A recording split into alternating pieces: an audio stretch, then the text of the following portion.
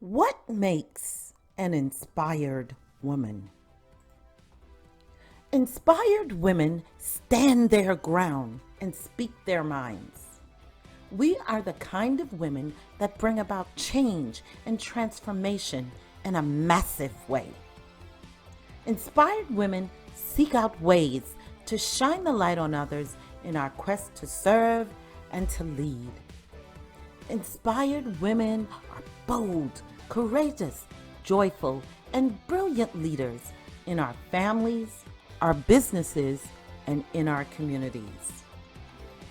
That's why we, as inspired women, can stand up and say, we live amazing lives and we love it.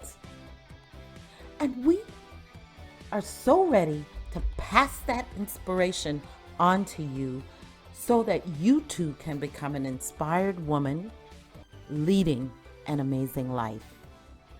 Welcome to Inspired Woman Amazing Lives podcast.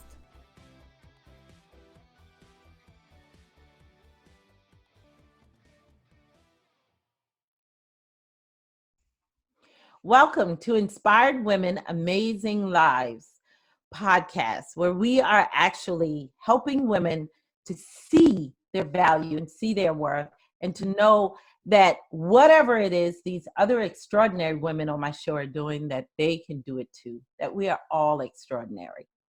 Absolutely. And so today I have a guest, Miss Karen Lang. Welcome, Karen. Thank you so much. I've been excited to have our conversation. So have I. Karen is doing, or should I say Dr. Karen Lang. Well, that's what my students call me in class, but my girlfriends call me Karen. Awesome. Dr. Lang focuses her life's work on helping teen girls and college-bound young women identify their sparks, which are their purpose, talents, dreams, and passions, and to have strong voices in their lives and communities. Her business, SparkVoice, provides research-based and heartfelt mentoring, inspiration, and life tools to strengthen women's confidence and ignite their bright futures. Her dissertation study on voice in women's advocacy, she's going to be my girlfriend because this is my thing, sparked her dream to offer in-person camps and online workshops for young women navigating the pressures of today's culture and to rewrite girl culture where needed, to celebrate instead of compare, collaborate instead of compete, and connect instead of isolate. Oh, how beautiful. I'm like, that does sound interesting. I want to do that. Yes. Oh my gosh. Yes. Yeah. So I want to jump into it right away, of course. Oh, yeah. But before we start, let me get you to share your story to give my audience a good taste of who Karen Lang really is. Oh, thank you. For sure. You know, a research method that I really like is called turning point method, where we look at this big set of data, like a life story, and go, okay, what are the turning points? So I'll give you my turning points on some of my story. You know, I grew up in a family with 5 kids, and I'm the quietest kid in the family, and I'm actually pretty loud. So you can imagine it was a loud, extroverted family that loved to debate and analyze things. And I have this early memory when people are like, well, where'd you get your confidence? Where does your voice come from? And I had this early memory of my dad would come home from work most days, and he was trying to build a business himself in Michigan at the time. And I would sit on the basket kind of thing at the end of his bed while he went into his closet and changed and stuff, got his suit. And he would tell me, how was your day? And he'd really listen.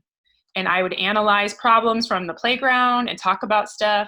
And he would say, well, what'd you do about that? Or he'd give me some inspirational thought and I always had something to act on. I thought about the next day.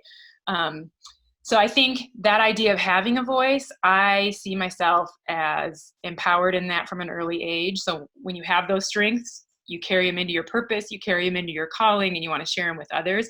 So that's probably when I look at this idea of having a voice in your life and mentoring and coaching other women to do that. It started early for me. And my mom was very much a woman who was breaking new ground in her field. She was in journalism and working in newspapers, and she was one of the first women to be in the newsroom, pasting up stories and copy editing them, literally at her newspaper in Grand Rapids.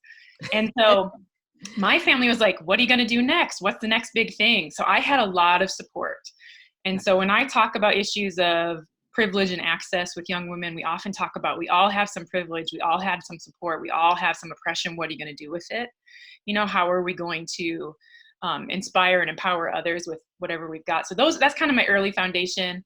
I went through school pretty much as a scholar advocate all the way. That's one of my titles as far as resume goes, where like in second grade, there was a policy I didn't like at my school, and I protested it and sat in the principal's office all day waiting to talk to her about it.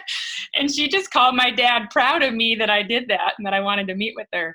So I know when I thought things aren't fair or right, that I've been willing to say, hey, we need to talk about this.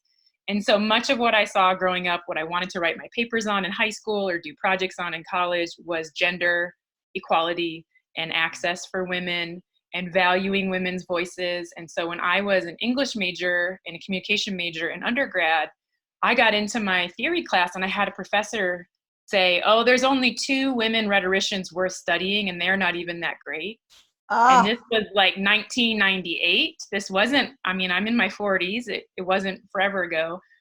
And I just didn't buy that, but I loved those 2 that we studied. And I just quoted them in my professor class this week. And you know, so I got into my graduate work and I read this book, Reclaiming Rhetorica.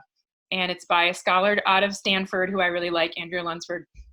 And she had gone through history from like ancient times till now, putting women back into rhetorical history. So the study of word and language and the power of words in our lives, like men had gotten credit for women's work through history, or women just weren't acknowledged.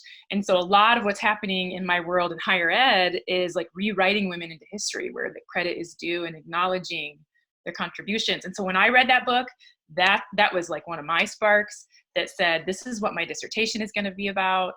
I want to study women's rhetorics now. What are women saying? What are women doing? How is women's movement on the move?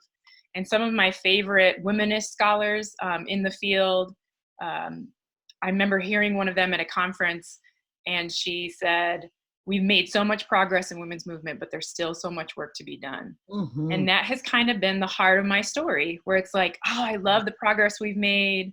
So many good things happening all the time, so much improving of culture at different places and spots, but there's still work to be done, you know, on all kinds of issues in culture.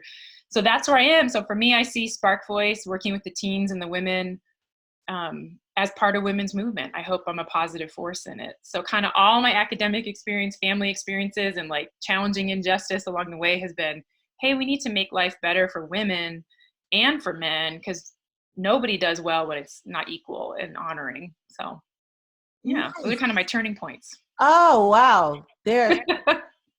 Wow, my dear, you've got a lot going there. And I thank you for that. I'm huge. I'm a huge advocate for women sharing their voice. I just ran a week-long challenge in my Facebook group. I was relaunching a very small, inactive Facebook group, but I said, it doesn't matter how large the Facebook group is. I want women to be able to share their voice. Yes. Because we have lots to say. And what we have to say matters. Mm-hmm. And even on the smallest of topics. So my entire challenge this week was based on that. Encouraging women, showing them how to be visible, how to show up and share their thoughts and their idea. Their voice matters. Yes. And you know, when I did my dissertation research, some of the things that are even when I'm dragging a little bit these days, like, oh, I got to get to this project or this initiative, I hear the voices from my research. And I remember 2 young women in LA who I was interviewing from an organization that used writing to build girls' confidence, much like what I do now in SparkVoice. I borrowed parts of what they did from their founder. And these 2 girls said, when men walked into the room, we stopped talking. My mom, my aunties, me, we did not have a voice when men were in the room. And she goes, I know I have to unlearn that, which is a lot of the work, sometimes unlearning things that aren't helpful to them, they want to unlearn. and say, I have to speak up at work. I have to speak up in my college classroom. I have to raise my hand in my high school classroom. Like, these are the stories women tell me.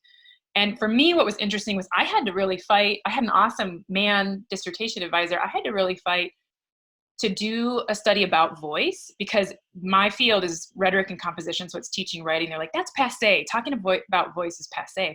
And I said, if we don't talk about voice, people who aren't empowered are the ones that get hurt. People who haven't had access to leadership platforms and being heard and being the decision makers, those are the ones that get reduced. So then they allowed me to do the study. And the findings from it, I actually looked over them this morning knowing that you and I were going to chat about it. I was kind of defining what is voice, right? Because students will say, oh, I found my voice in this workshop, or I found it in your class. But when I looked at it really for women, a lot of it was their inner voice and their inner wisdom. Like, oh, I learned to stop surviving and to check in with myself. And so I've always thought that I had a voice because I was able to like reiterate what people were saying was the right thing to do. So testing other people's rules, reading in their own experiences, acknowledging their emotions actually became a big part of having a voice, because we get told emotions are wrong. And I'm like, they're not right or wrong. You don't hurt yourself and other people with them while you're going through them, but you need them, Mm-hmm. So emotions had a lot to do with voice, and getting ideas and feelings in you out, taking risks where you want to and not backing down, is a big part of it. And for me, I think I speak on this often to women, is living out your values. Like, superwoman syndrome is a real women's issue. We're trying to do everything and make it look effortless.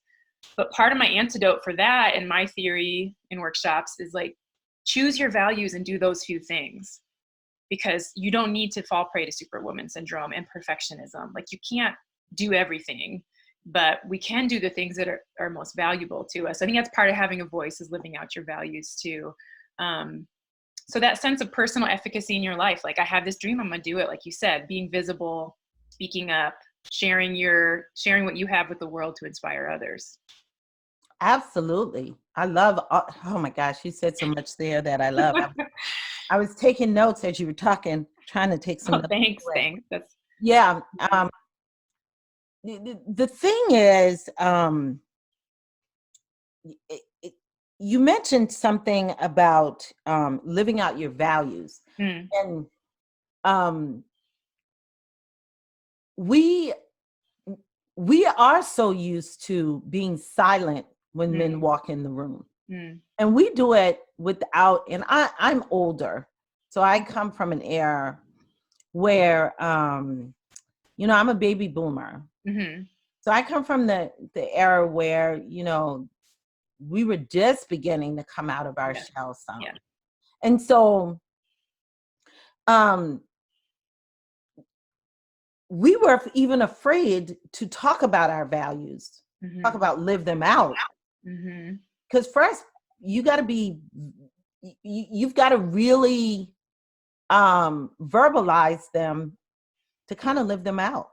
Yeah, exactly. So that, for me, one of the key tools when I'm working with girls is the power of naming. So like, why did I choose rhetoric to study? People are like, is that dead languages? I said, no. It's like, for my favorite definition of rhetoric is the way we do things and have things done to us with words. Like, language doesn't just shape reality, it is reality. The story we tell ourselves about who we are, the story of our worth in this world, the story of what we do or don't have to contribute. Like, these are all, they become truth, bigger than maybe even the facts of the case that you're talented. But if you think you're not, then you're not, in real life immersion of it. So articulating your worth and your abilities and your dreams and saying, hey, this is important to me. But my key finding in my research that has become the heart of my work with teens, even I've done moms groups and things like that, or I'm often speaking at moms groups and women in business groups, is you need an attentive audience to build your confidence. Like, Americans, we have this value, typically Americans, like, I'm independent, I'm gonna pull myself up by my bootstraps by myself, which is, I think, a strength in many cases. Right. The truth is, we don't need self-care a lot of times. You've seen some influencers probably talking about this recently. You need community care. Like, it's part of it. Oh, and for me, it's the listener. So even though I hope I have a strong voice at this point in my journey, I still coach myself a lot in all this. They say you teach what you need to learn. I'm in it every day. Right. But I still call my strong, smart friends and say, hey, I'm thinking about this. What do you think? Like, we need a listening, attentive audience. So at all the places that I researched that birthed this dream of the work I do now, the key component was they had a mentor sitting at the table listening to them.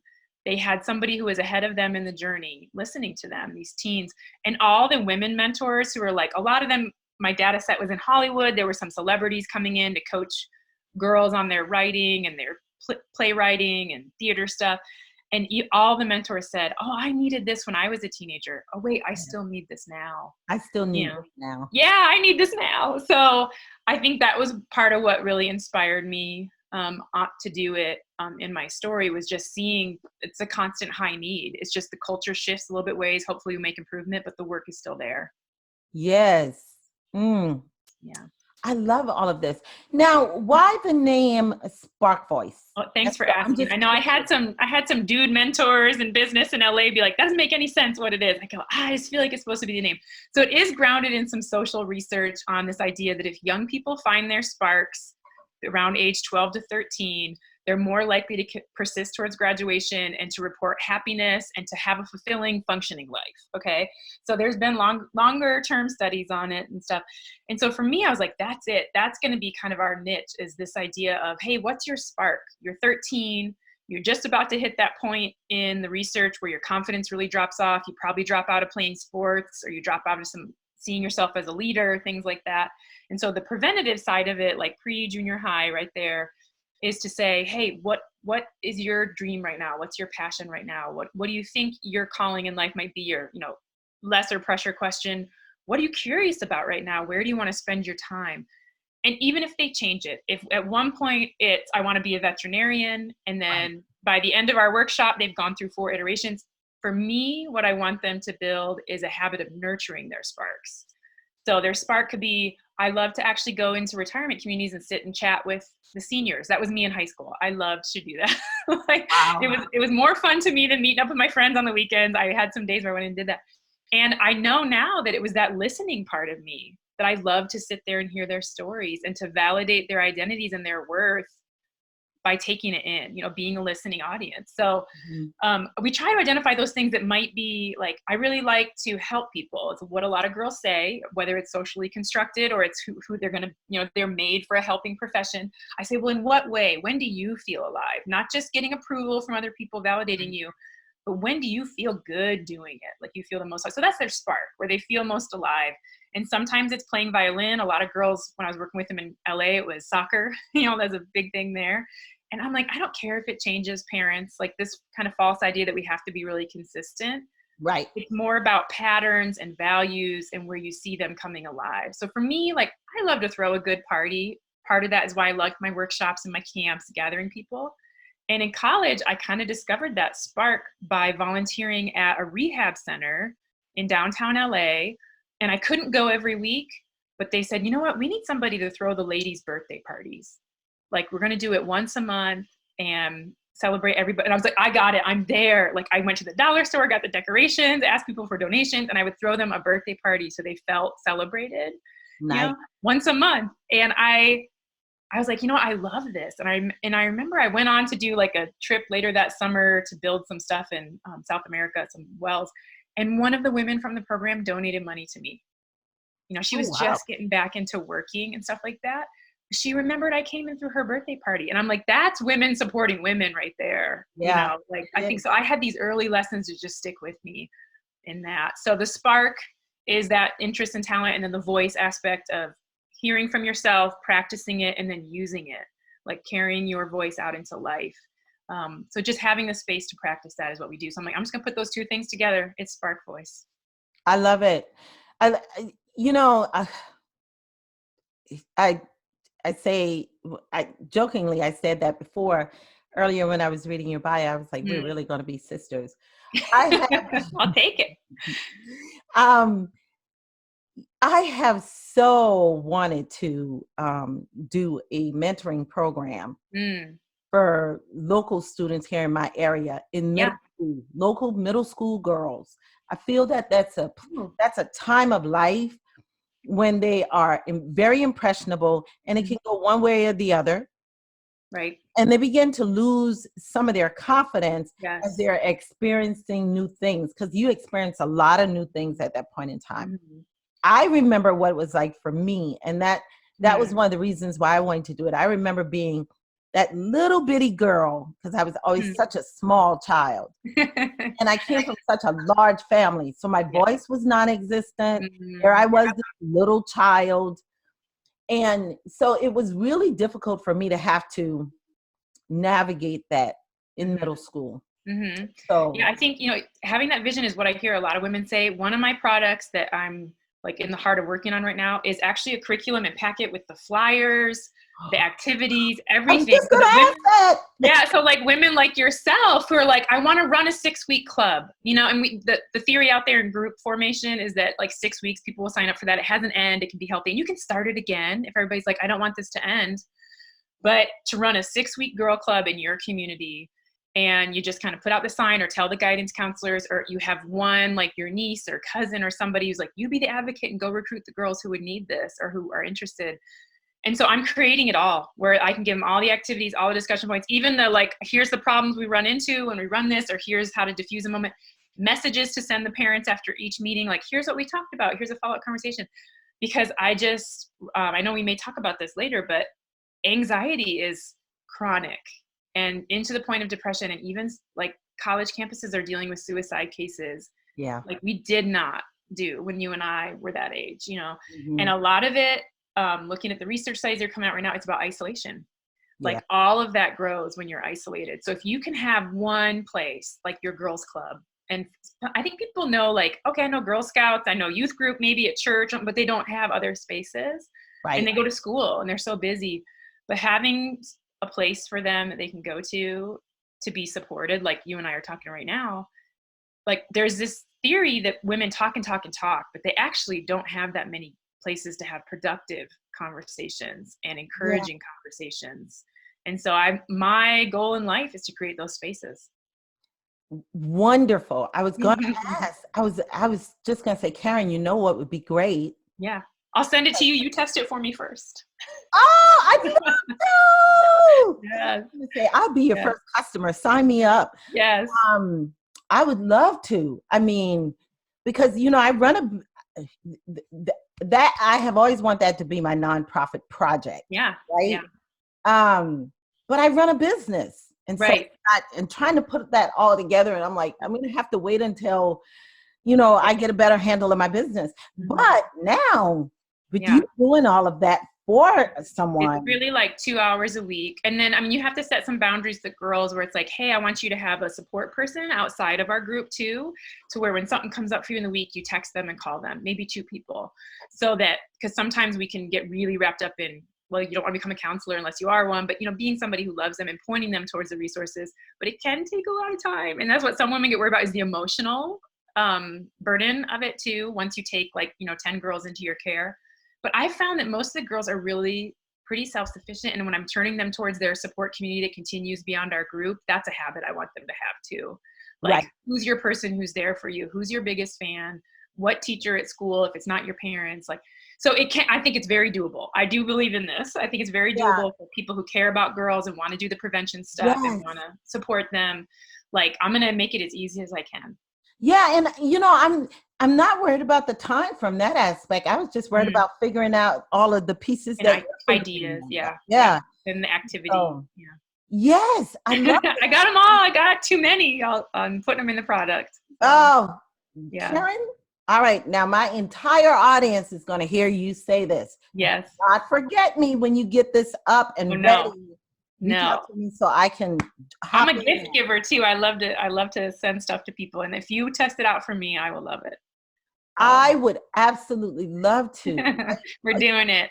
Oh. This year. Yes, we're doing it. I love it. Karen, listen, we're going to take a short break. Okay. We'll be right back. So when we return, Karen is going to tell us how she works with young women. Specifically, she's going to kind of like walk us through some of her programs and what they do in them, so that if you're listening and you have a young woman that needs some help or someone that you know of, Karen will be there for you. We'll be right back. Have you been dying to share your voice in a bigger way to make even greater impact, but whatever reason, you're holding yourself back? No surprise there. I know many women who are experiencing the same thing, But now is the time to change. If not now, when?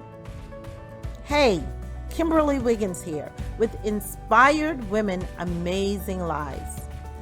Now is the time for you to decide to take action. Right now. Listen, podcasting for women has grown and is life-changing.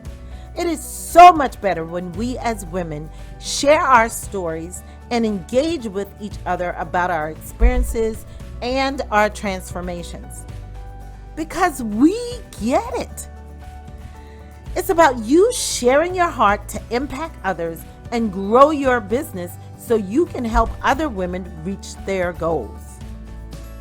Check out my Podcasting Made Easy program right now at inspiredwomenamazinglives.com.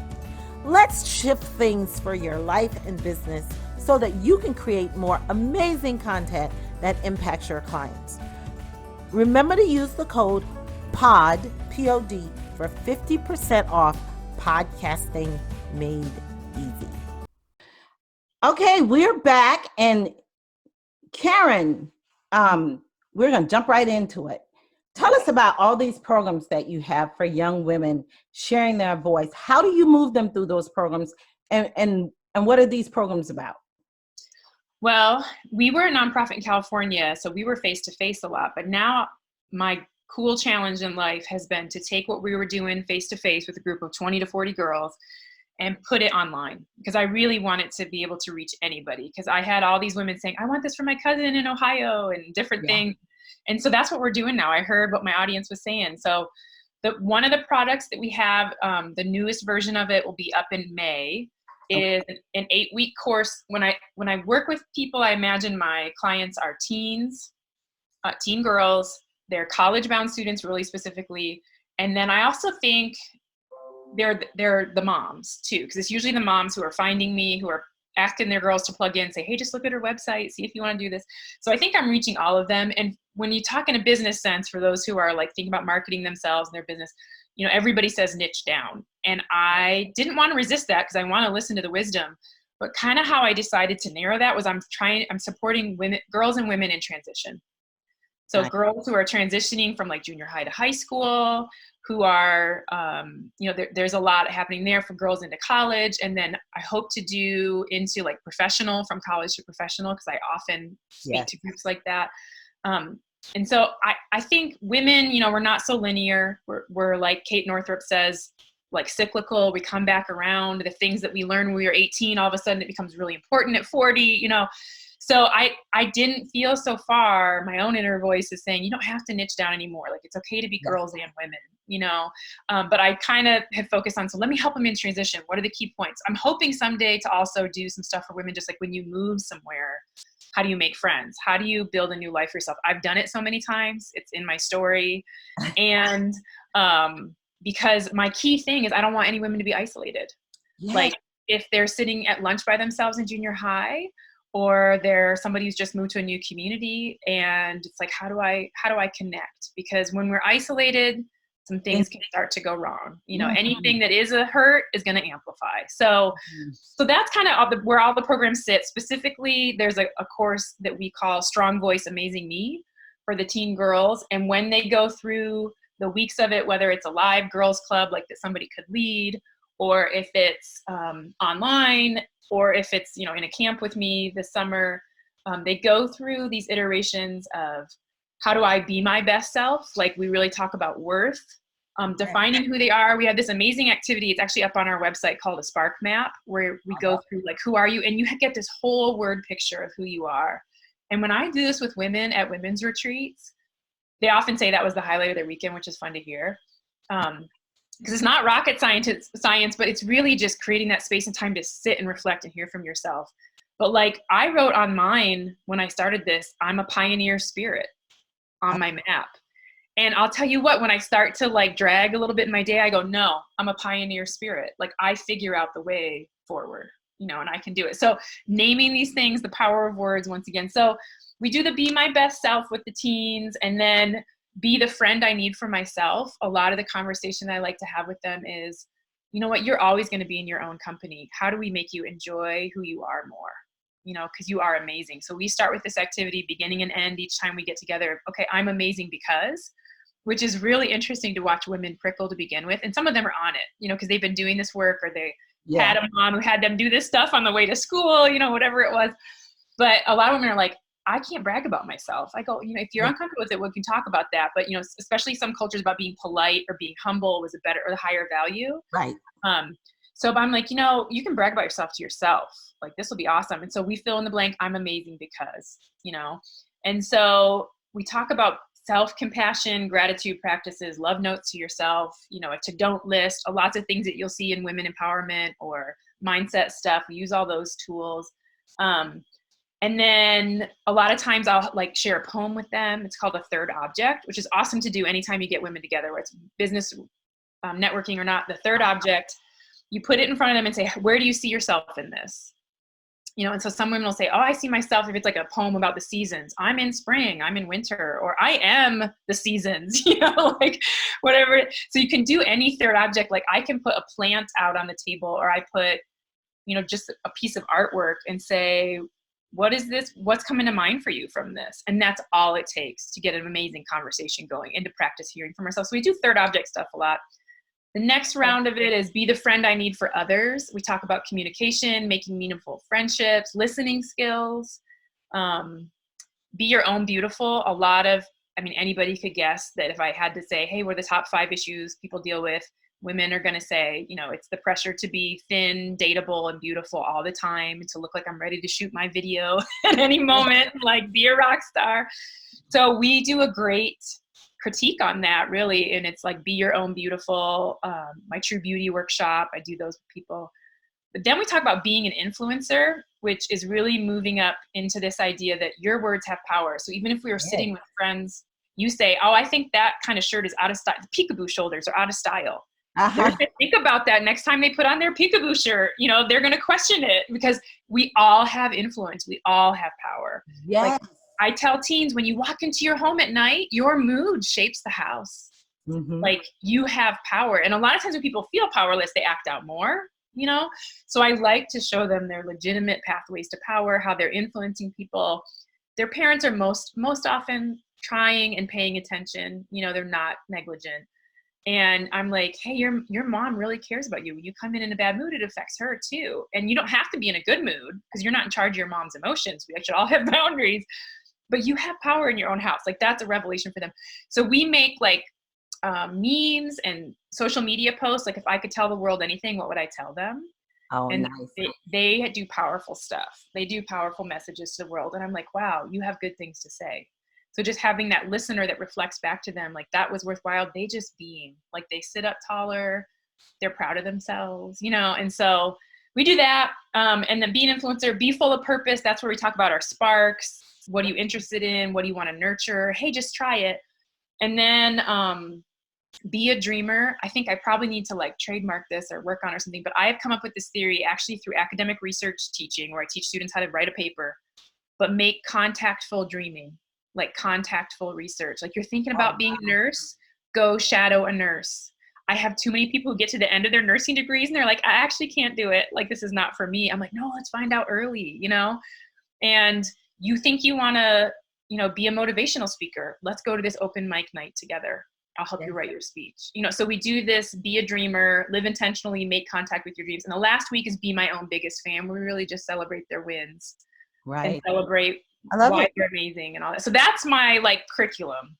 That is awesome. Yeah, that's a lot of details. I'm a teacher, so I love to talk teacher talk, but I have a lot of tools, in which we do it. And so if your listeners are trying to try stuff out, I think one tool I really like is the art journaling, and vision boards are pretty accessible to people. I know women's groups will do that, but art journaling, where you write for a while, take a key phrase out of it, put it onto a page, and put some collage with it and some paint. I have amazing learnings through that. And I try to do that myself a lot. I actually am starting a class this week with an online person I like. So things like that, where you're boosting your creative confidence and making contact with your thoughts, whatever it is, giving space and time to do that. So that's my main one. And then my other one I'm really pushing is the College with Confidence. It's basically a University 101 or first year seminar in Nice. about 8 weeks for girls heading to college, or if they're transitioning to a university from a community college, that works too. But we cover their inner life, campus life, health and well-being, stuff in the classroom, like how to survive group work, safety on campus, home and connection, like you're changing relationships with family, and then majors and degrees. But I have like 45 topics in that one. But I also hear from the people who I'm working with, what do you want to cover? And then online, they have every topic available to go in and listen to the content, do activities. And then again, always carry them out to their listening partner or their fan or their person they're taking the course with, so that it translates into their real life. So those are my 2 big products that I have out there as far as curriculum. That is, oh my gosh, you cover everything. Yeah. I always tend to be a little bit information overload. Like I'm comprehensive. So in the platform itself, I try to keep it clear and simple. And I mean, that's what I teach as a public speaker when I'm teaching other people to speak. I'm like, they can read it all later, but when you talk to them, just talk to them about the key thing you want them to take away. So I hope I hand out all the learning and tools and self-awareness. I hope I hand that all to them very easily for them to just pick up and internalize. Nice. Very nice. This is so much needed. It's very nice. I love to hear that. It's nice to hear, because I've been in my head, like building the curriculum and building the products. And women always tell me that. So I soak it in when people tell me it's needed. Yes, it is. Yeah. So what do you find is the biggest issue for young women being able to find their spark as you're moving through all of this? In some ways, I think it's the most practical thing is their time is eaten up with the pressure to be beautiful, be in shape, and be dateable.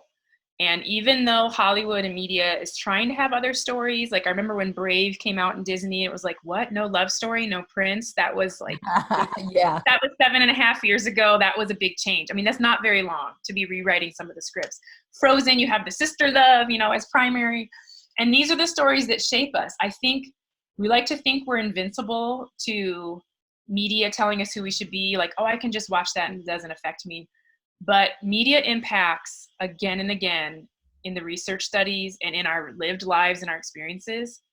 It's crazy powerful. Like, yes. It's really right up there with core family experiences. If your parents gave you a strong self-esteem, if they believed in you and supported you and showed up for you, like that, and then media effects. So I'm super hopeful that there's so much movement in Hollywood and media and storytelling platforms and women getting on social media and YouTube channels to get the awards, to write the stories. At the Oscars a few weeks ago, Natalie Portman wore the outfit trying to honor the women directors, but then people came and said, hey, you haven't actually worked with that many women, and so she had to answer that. And so I do think our stories are becoming super valuable. Mindy Kaling doing products on Netflix. So there's a truth, and I haven't said this about my program, but a key thing we use is real life mentors. Like I would put any of your audience members who want to write me at Karen at SparkVoice and tell me, hey, I want to do a mentor video. I put them in front of the girls and they say, hey, I'm a real life woman. Here's my spark. Here's how I found it. Here's how I nurtured it. Here's how I got to where I am. Because so many of our role models are celebrities, or we might know one, our mom and maybe a couple of her friends. But there are so many jobs out there in the world. There's so many things to be, so many ways to give back. And so I love for them to see as many real life stories as they can. But so those stories are emerging. I think we're getting better about that in our culture. Yes. But so I think media effects is a huge thing. Navigating a social media world is very different. Some of the theory out there as to why depression and anxiety are so high on the rise. I'll tell you what, students give speeches in my class right now. When I started doing this 15 years ago as a college professor, nobody missed their speech day. Everybody is a little bit nervous, but they were chill. Every speech day, I have students write me in a panic. They have hives, they can't breathe. Like they're so anxious and so hurting. And so I'm like, I can't ignore this. This is key to my work. And so that idea of dealing with anxiety and mental health, I think is the other top thing that they're dealing with. But I just went on Instagram for a few minutes trying to figure a couple of things out for my business. And I scrolled down and I felt myself feeling kind of icky looking at some of the stuff that was on there. And I'm like, I gotta get it. Back in my day, it was fashion magazines, right? Like, don't read them kind of thing. It's going to bring you down. But it's so pervasive. And so for me, what's interesting, I would say some of the theory out there is that, people who sleep with their phones, and my students will tell me in my programs, oh, I wake up throughout the night seeing what people have said. Like they're not even literally sleeping through the night, some of them. As soon as you talked about their phones, though, we don't do that till week 8. They have to build a lot of trust because you threaten the addiction even to us adult women. It's like, what? Don't mess with my phone. So I have to be careful when I tread into the social. But one mini course that I'm working on right now is a social media mission, where you write a mission and try to stick with it and be like, why do I consume? What do I consume? And when do I take breaks from it entirely? But it's waking them up throughout the night and they're seeing all this stuff. And like the pressure of likes, like we used to come home from school and we left it all at school. Like maybe your friend could call you, but your parents knew when they called, Right. you know, and they watched your countenance drop when it was bad news because the phone is right there in the kitchen. You know, like we knew as parents. And now, you know, they don't leave the bullying at home. They don't leave I got to perform. They're on all the time. So even just physiologically being on all the time leads to depression. It leads to anxiety. So I think that's the other major force, is this idea of being on and having in a high performance culture all the time. Wow. Yeah, it's a lot. It is really a lot. You know, right before I hopped on this call with you, Mm-hmm. I just happened to pull up my internet and there it was, Yahoo popped up, and it was talking about Steven Spielberg's daughter wanting to be a sex worker. And she is getting her sex worker license. She wants to do adult films. She talked about it with her parents. And you know, that's her life.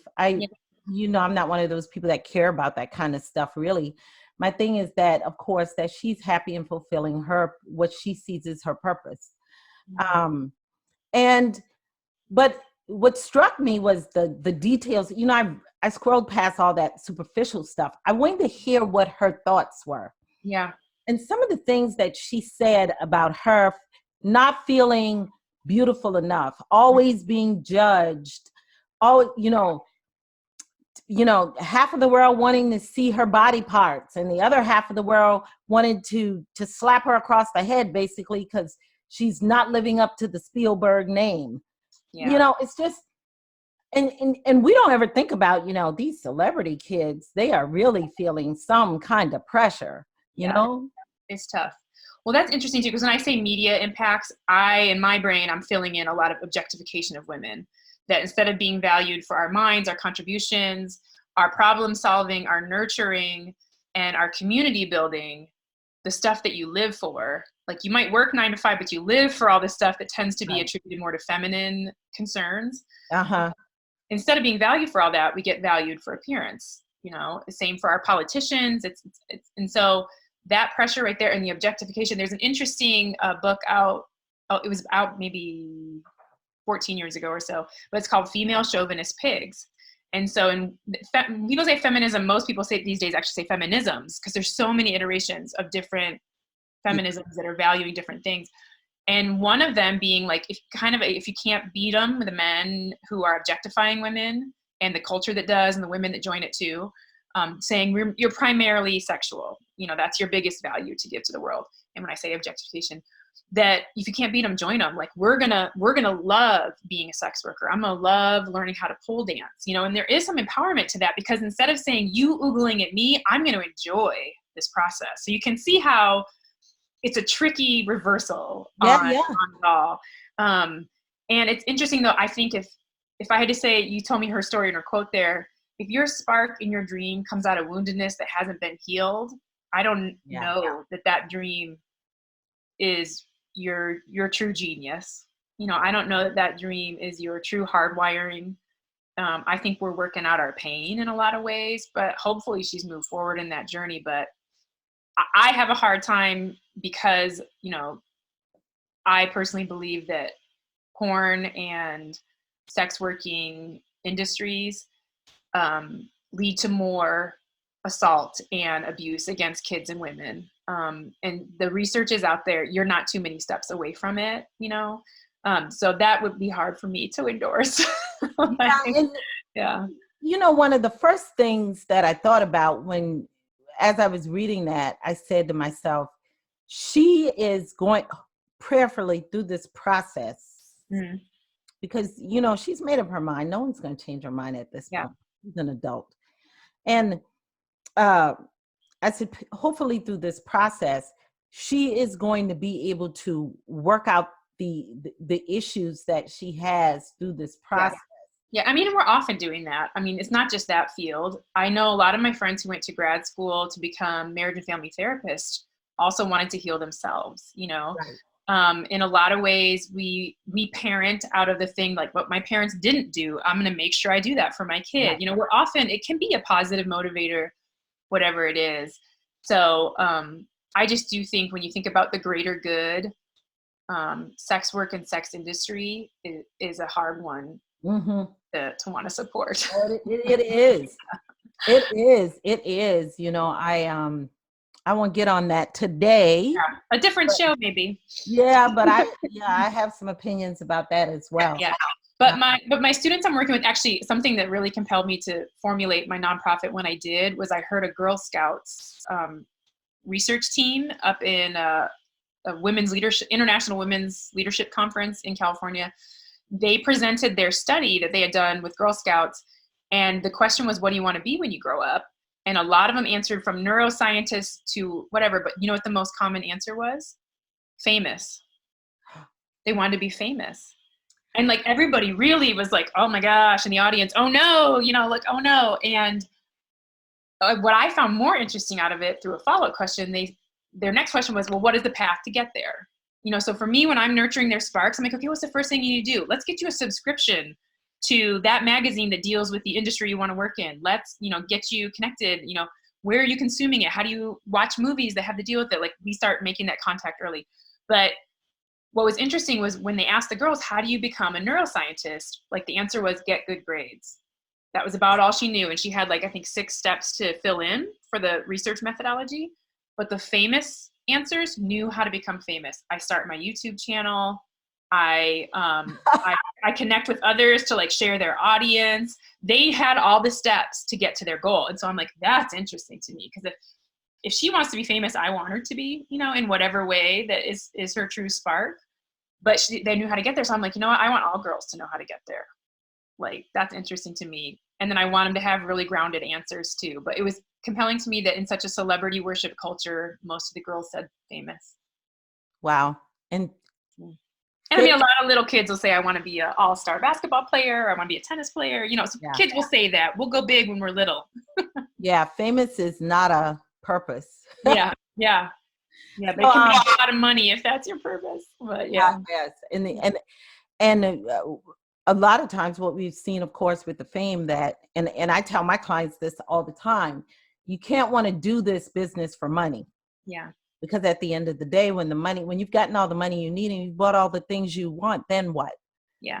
We are just naturally built to want something more deeper. Yeah. To see and be seen and to connect. You know, I mean, that's the heart of my work is I want all teens and all girls to be seen. Like if it's me in our workshop or it's their loved ones, I just want them to be seen and for them to see themselves, honestly, too. Like that's meaning to me. Mm-hmm. Yeah. Absolutely. Now, you focus on helping them bring about change in their lives.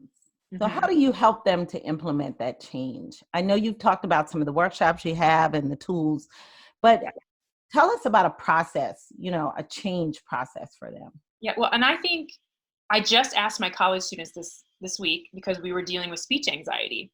And how do you, if you see yourself as a really fearful person, or you see yourself as I'm just a C student, but you want to change. All students report I'm a procrastinator, you know, and some of them are like, I'm just going to always be this way. I'm like, well, do you want to change? You know?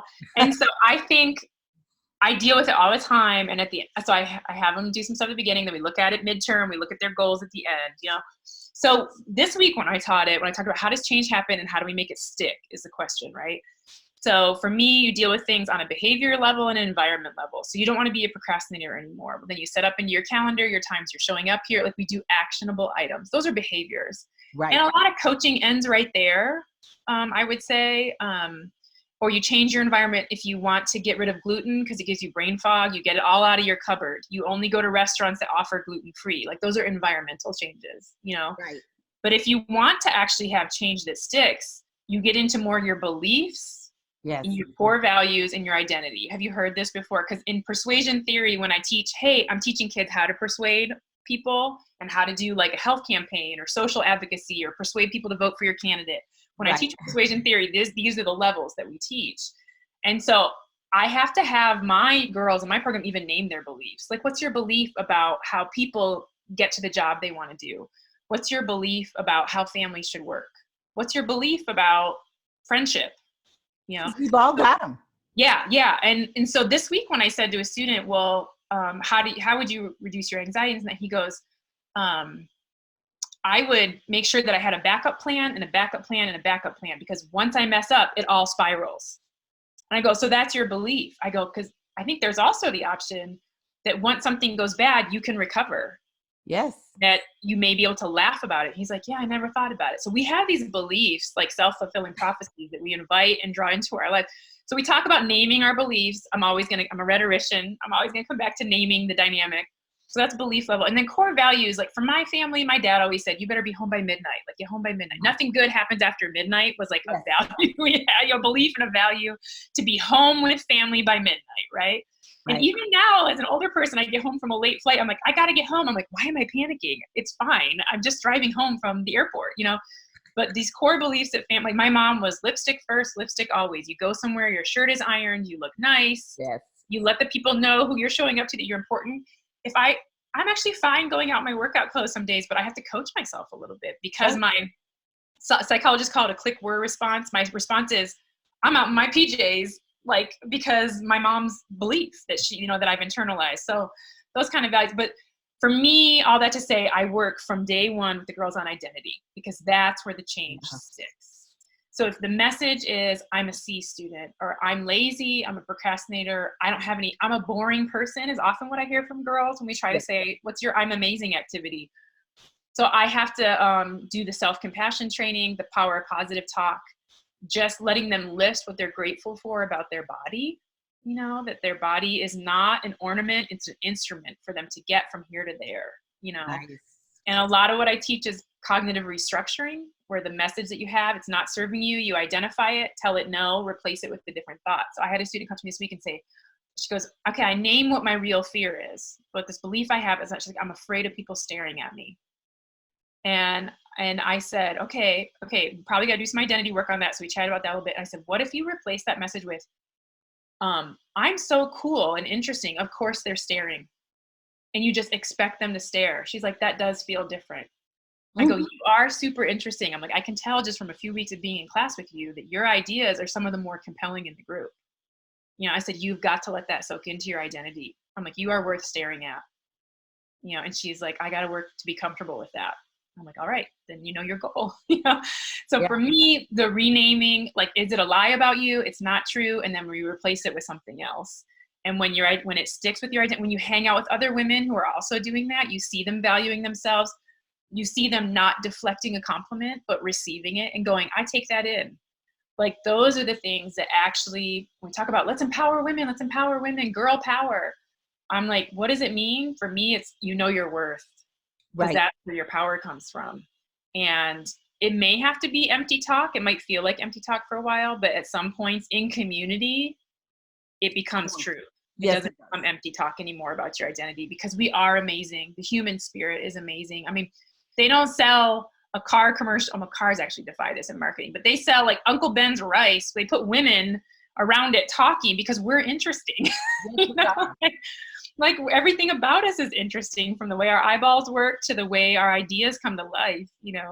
We're interesting. So I just try to show the girls that. And when their identity starts to strengthen, their change happens. That's really nice. Yeah, I could see that. Yeah, for a long time, especially before I got into business and got into this work, I couldn't receive a compliment. That was too much attention on me. I was like, oh, I don't want that. And I didn't want people giving me compliments. And I would tell my friends, like, you don't have to compliment me. Yeah. But I've gotten over that. Through some of the tools that you talked about, I've been able to reframe some of that for me and have been able to receive it. Good. I'm glad for you, because honestly, I think some of the people who, like in my favorite book of late, the Big Leap book, they talk about deflecting compliments as something that actually puts up a roadblock to your happiness, Right. because it doesn't invite more goodness into your life, you know, Yeah. and recognizing it's like gratitude practices. Everybody teaches gratitude practices because they work. They When were. you feel different, when you feel the gratitude for your body, when you feel the gratitude for your mind, you know, and for your community, for your friends, whatever it is, it changes your day and it makes you happy. Mhm. It It makes does. you more able to contribute to others. Even when I have a bad day or a day where I'm just completely overwhelmed, or a day where, like today, where my energy is just a little drained from too much activity over the week, the gratitude Yes. the gratitude still helps to keep me in a place where, you know, I feel I'm happy Yeah. in spite of everything. Yes. And, you know, I remember when I defended my dissertation with a big pregnant belly. Like they asked me to sit down and I said, is it okay if I stand up? Because I need to breathe through this, you know? And I was feeling down at the hotel that I didn't have any family come with me from California to Pennsylvania to defend it. You know, I live in Virginia now, and I was like, oh, I'm by myself. And I felt myself spiraling. And I go, no, wait, catch that.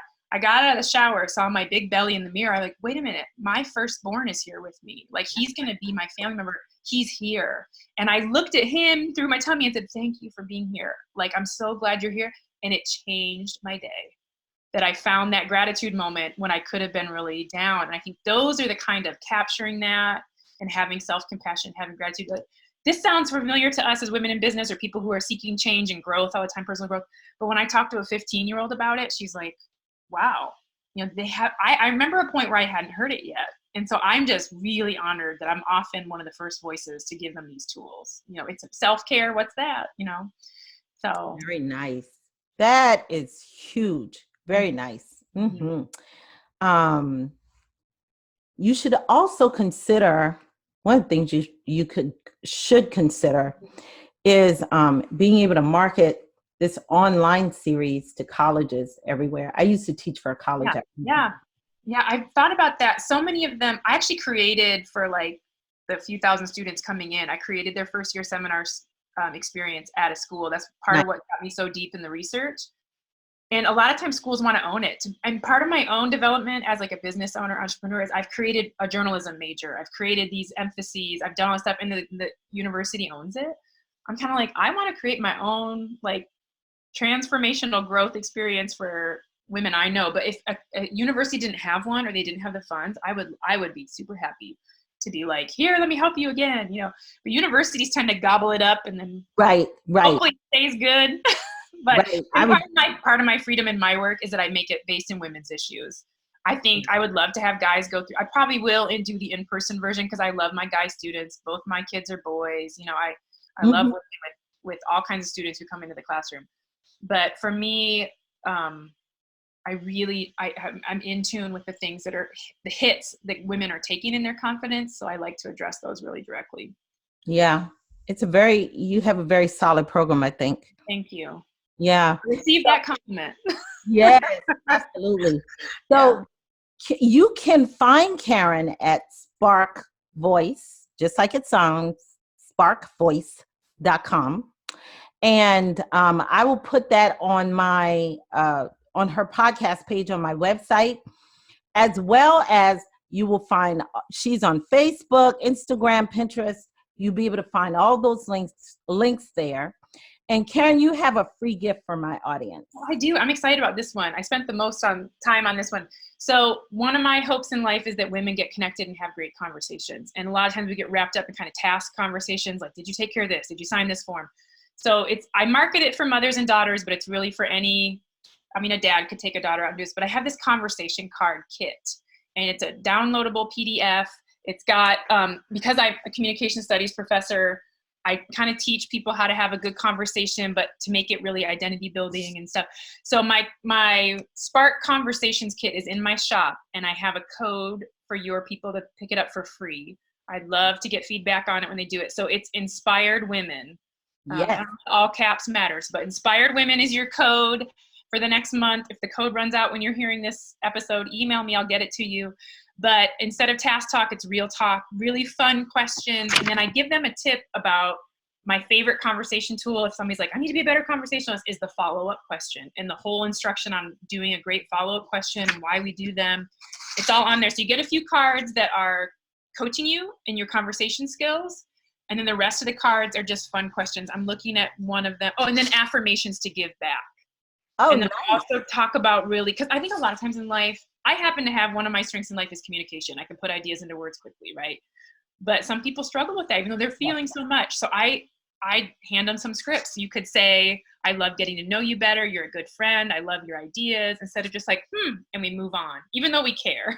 So I give them some scripts that they could say to the young woman in their life, or this could be an adult mom with her mother, anybody could do the conversation cards. But I have tips on how to be a better conversationalist, but let's see, I'm just grabbing one of the questions off the card. What 3 songs could make up the soundtrack of your life? And tell me those songs. Fun, playful questions, and then more like, hey, what's a story that I don't know from your life that I should know? Just lots of fun questions. So there's like 8 daddy-daughter dates or mommy-daughter dates or auntie-friend dates for somebody to do. So I'd love for people to grab those conversation card kit and get back to me about what they thought about it. I'm going to grab that next time I go. Yes. Send me one of the questions. I'll chat with you about it. Yes, I'm going to grab that. I have a niece that's 18 and she's had her challenges. Yeah. Well, and I've had people tell me to slow down, like as a slowing practice. They wrote letters back and forth from college to the mom and daughter with these questions. And I'm like, oh, that's really beautiful. So I probably need to highlight that story like on a blog post sometime. Yes, you do. That's because these are the good stories. I mean, and I want to compliment your work, because women telling their stories, and one of my favorite hashtags, on social media that I put out is stay inspired. Like, this is how we do it. I was a little nervous to do like a women's or feminist advocacy dissertation. I'm like, I don't want to just always be angry, because I'm never going to solve for this problem. There's still going to be objectification. There's still going to be all these problems. And I asked a woman who was in it, one of my favorites, she's out of the University of Vermont, Nancy Welch, she writes great books. I asked her, she goes, you find your tribe.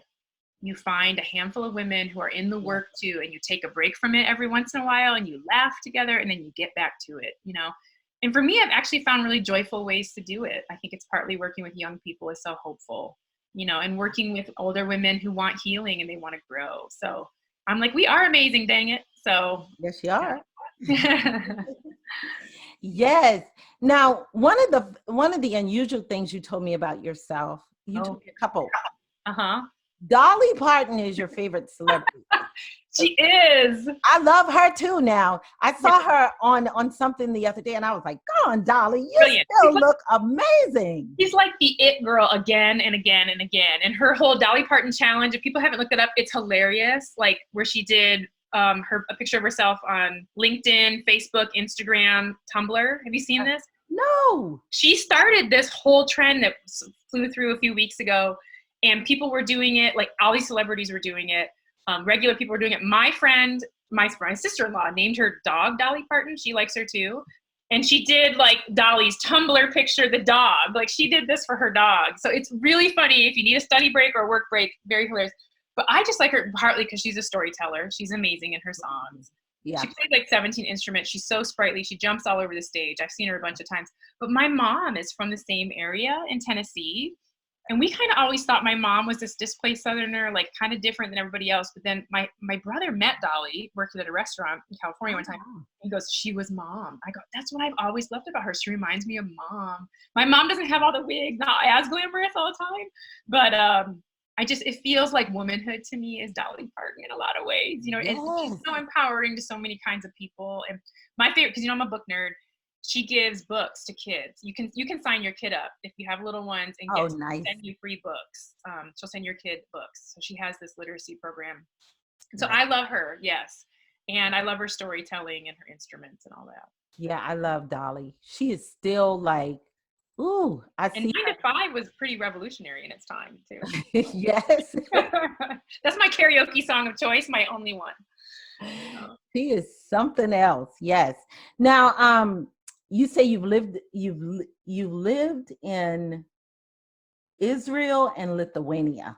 Yes, I said Israel is my favorite place, and Lithuania was the coldest. Israel, I actually went to as a student, and I've been back to visit I just love it there. It's such an international place where the world kind of converges. But Yeah. I taught there. I taught at a Palestinian school.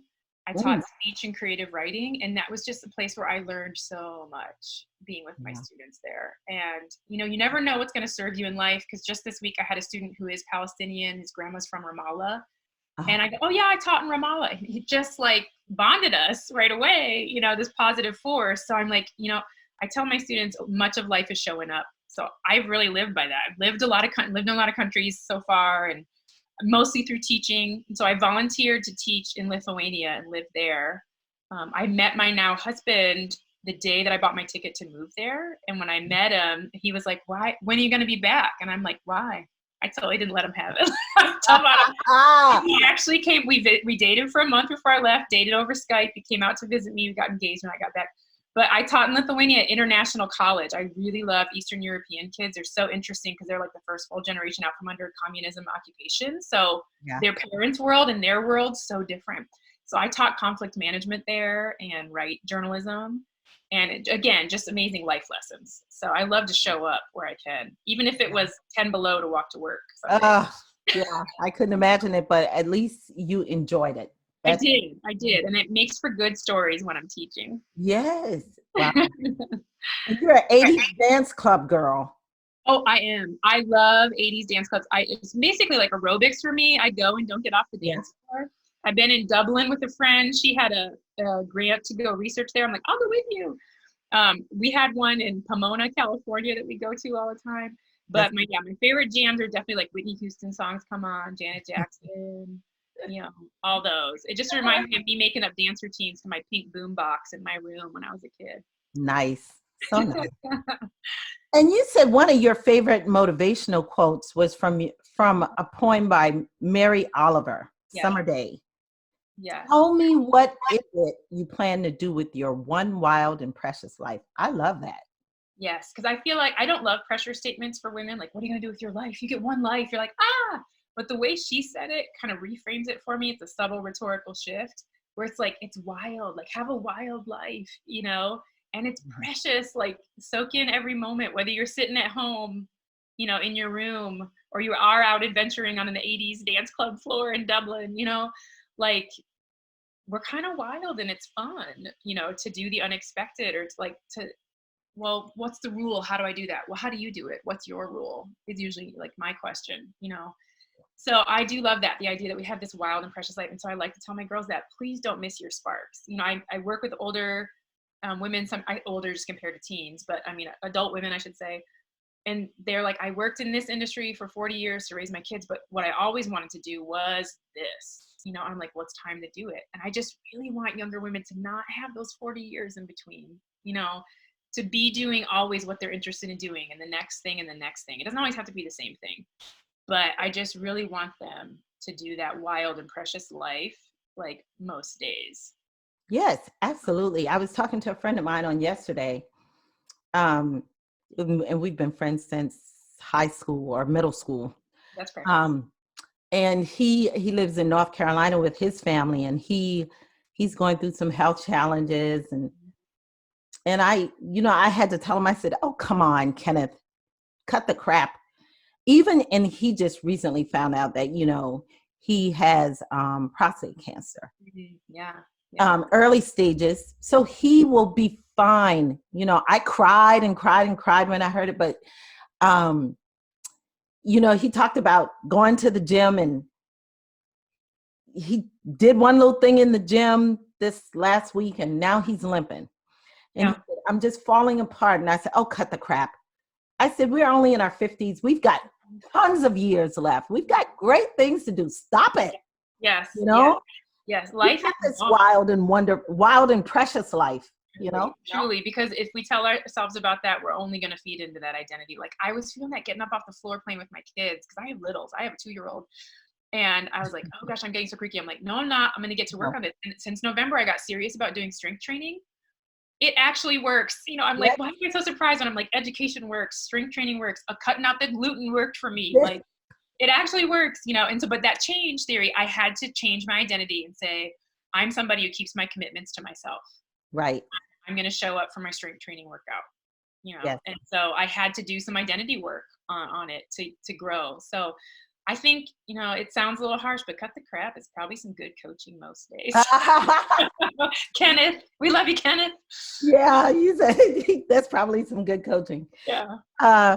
So thank you so much. Oh my gosh, Karen, you have given my audience so much to really think about further. I would love to hear from them. My favorite thing is interacting. So it's not bothering me to email and get connected. Yes. Follow me on social media and comment, because I eat it up. Storytelling's my thing. Yes. I mean, you have given us so much for them to take back and use with their families. I hope so. And the girls, their boys, it doesn't matter. You have really given us some conversation, some Good. things to start conversation with. And I appreciate that. We're about to wrap up. Before we leave, if you could give me one thing, one action tip that they can use today and put in place, that'd be great. I would say watch your listening skills in life and work on improving them, because that's how people feel loved. That's how people feel seen.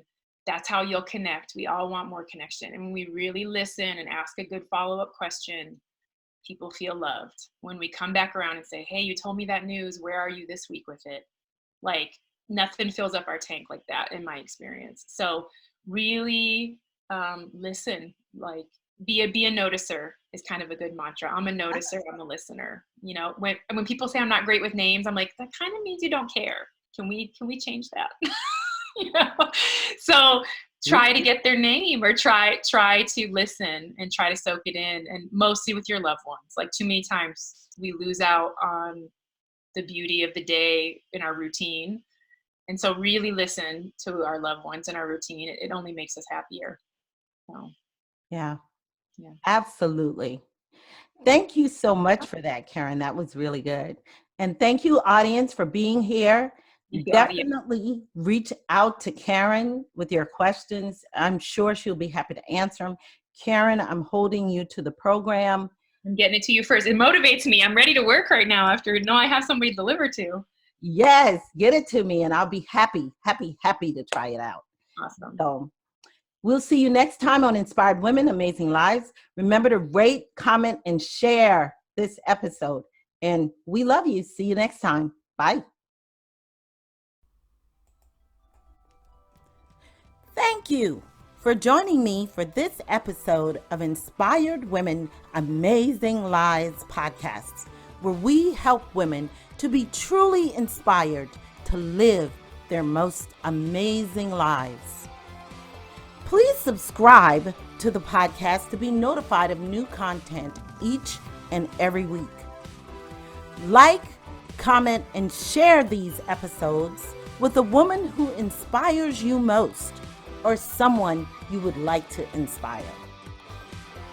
See you on the next episode.